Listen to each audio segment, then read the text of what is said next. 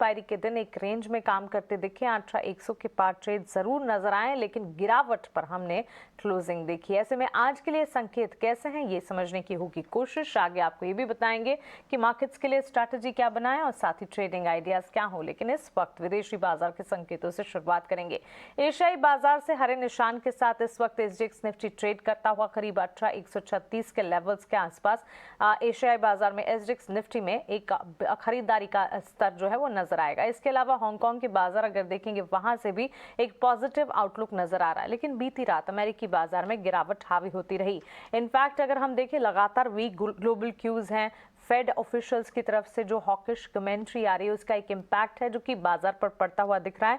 और लगातार आप देखेंगे करीब 4 ट्रेडिंग सेशन से अमेरिकी बाजार जो है वो बिकवाली झेल रहे हैं और ये बिकवाली जो है वो हावी है। डाउ में करीब 250 अंकों की गिरावट हमने देखी। नैस्डैक एसएनपी में भी 0.25% तक की बिकवाली का दबाव रहा।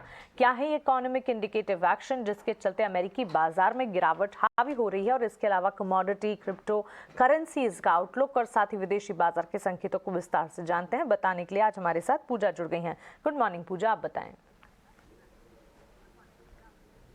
गुड मॉर्निंग मानसी जी। इस पूरे हफ्ते हमने देखा कि अमेरिकी बाजारों में 2-3 फैक्टर थे जिनका कि डर बाजार पर बना रहा।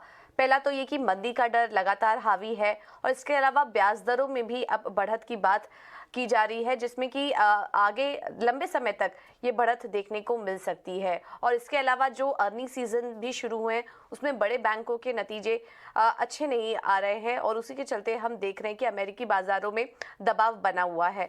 हमने देखा लगातार तीसरे दिन डाउ जोन्स और S&P 500 में गिरावट हुई, करीब ½ % से ज़्यादा की गिरावट थी कल के दिन तीनों ही इंडाइसेस में देखने को मिली। US जॉबलेस क्लेम के आंकड़े आए हैं जिसमें कि कमी आई, वो गिरकर 1.9 लाख पर पहुंच चुके हैं और सितंबर के बाद सबसे निचले स्तर पर है।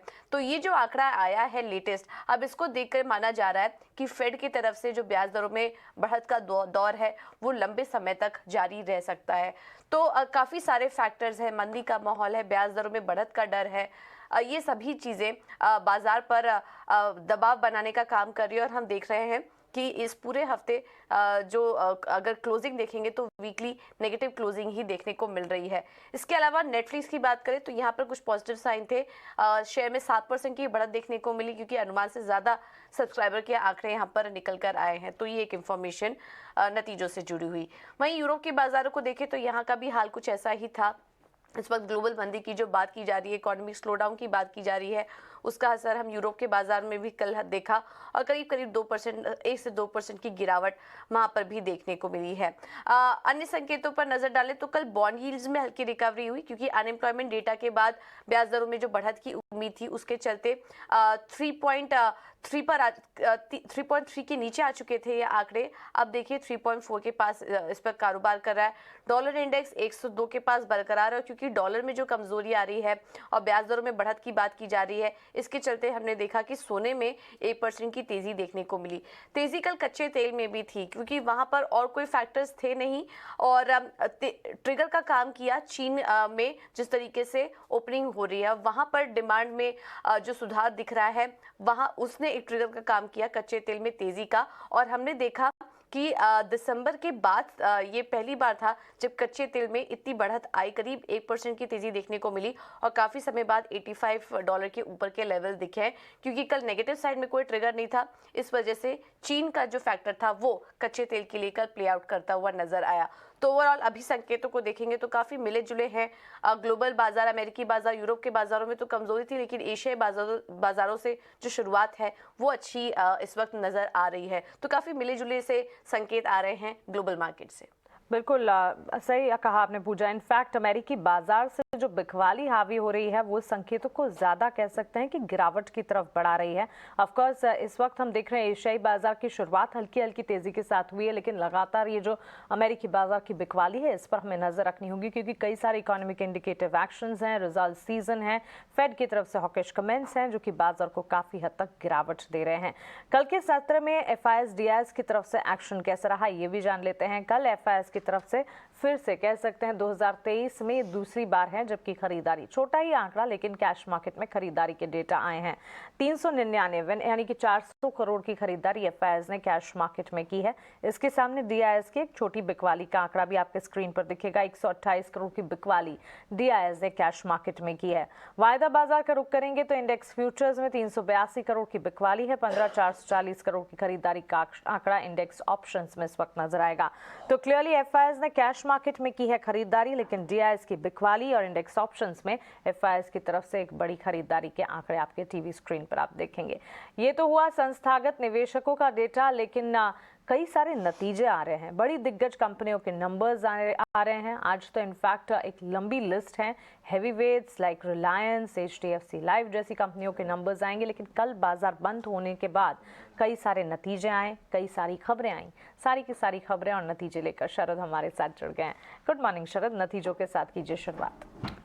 Good morning Mansi. तो सबसे पहले जो है निफ्टी अर्निंग्स में फोकस करेंगे और एचयूएल के नतीजे आए हैं। देखा जाए तो ओवरऑल आप कह सकते हैं इनलाइन सेट ऑफ नंबर्स जो है मार्जिन्स में देखने मिले और रेवेन्यू पैट भी मोर और लेस इनलाइन थे, लेकिन जो इंपॉर्टेंट बात है वो है वॉल्यूम ग्रोथ, वो भी इनलाइन आया है 5% का। मैनेजमेंट कमेंट्री में बता दूं एक टाइप से इम्प्रूवमेंट की तरफ वो बात कर रहे हैं कि वॉल्यूम ग्रोथ में आगे जाते हुए इम्प्रूवमेंट होगा और इसके अलावा वो कॉशियसली ऑप्टिमिस्टिक है नियर टर्म में और कह रहे हैं कि इन्फ्लेशन का जो वर्स्ट पार्ट है वो अभी ओवर हो चुका है और अब जो है मॉडरेट कर रही है महंगाई। इसके अलावा जो है रूरल मार्केट्स के लिए भी इंपॉर्टेंट कमेंट्री आई कि वो इम्प्रूवमेंट जो है देखने मिल रहा है। स्लो डाउन ज़रूर है पर वो अब बॉटम आउट हो रहा है, तो ये इंपॉर्टेंट कमेंट्री आ रही है। एलटीटीएस भी फोकस में रहेगा। तीसरे तिमाही के वीक सेट ऑफ नंबर्स देखने मिले।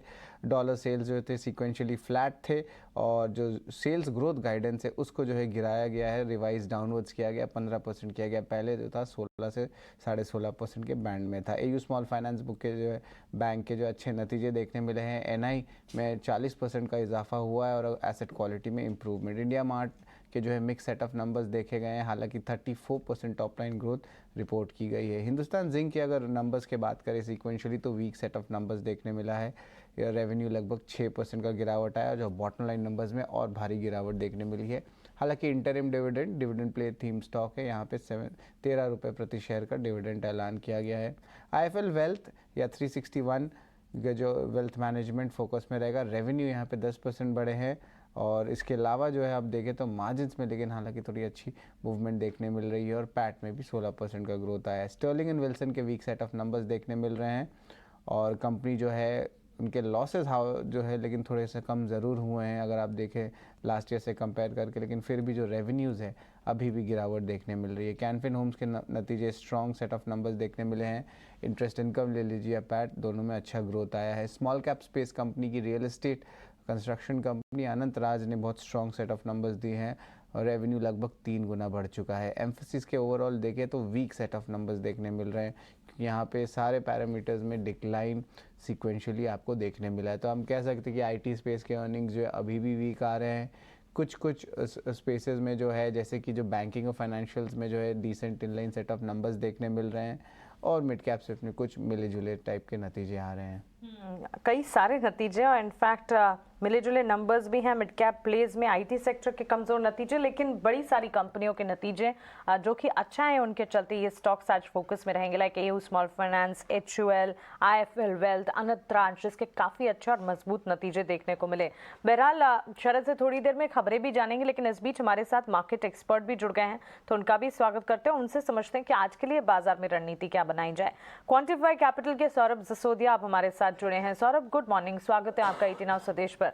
डोमेस्टिक मार्केट्स को अगर देखें, कल तो वीकली एक्सपायरी का दिन था और वीकली एक्सपायरी के दिन एक टाइट रेंज में बाजार कारोबार करता रहा। 18,100 के लेवल्स को बचाकर या इंटैक्ट रखने की कोशिश में कामयाबी मिली, लेकिन गिरावट पर ही क्लोजिंग हमने देखी। क्या आपको लगता है यहाँ से और ज्यादा कंसोलिडेशन एक अपसाइड बाउंस के बाद दिखेगा और वीकनेस यहाँ से आएगी या फिर बाजार संभलेंगे? Good morning Priyanka ji.